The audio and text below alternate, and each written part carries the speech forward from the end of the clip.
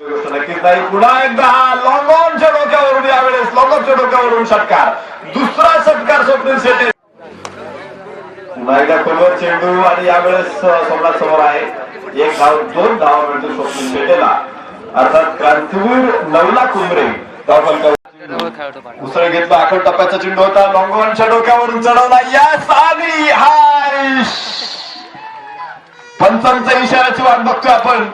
नक्कीच चेंडू सीमारेषेच्या बाहेर असेल, परंतु चौकार आहे की षटकार आहे, चेंडू कुठे गेलाय आणि हा षटकार. गणेश खंडागळे मुख्य खेळ म्हणून नक्कीच क्रिकेटमध्ये हा प्रकार देखील येऊ घातलेला आहे.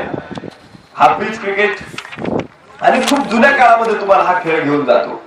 स्वप्नील शेट्टीच्या प्रत्येक षटकारासाठी 100 रुपयाचे पारितोषिक आहे. पहिलवान स्वप्नील अप्पा काळोखे, सदस्य ग्रामपंचायत देहू.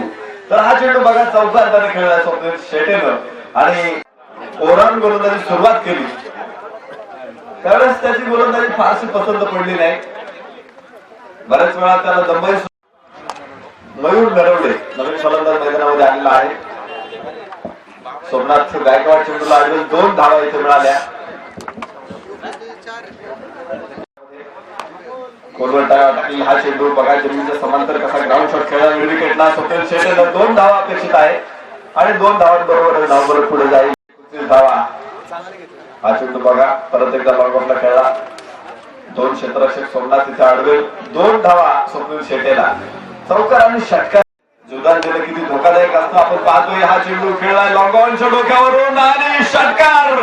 स्वप्नील शेटेचा फटका, ताबडतोब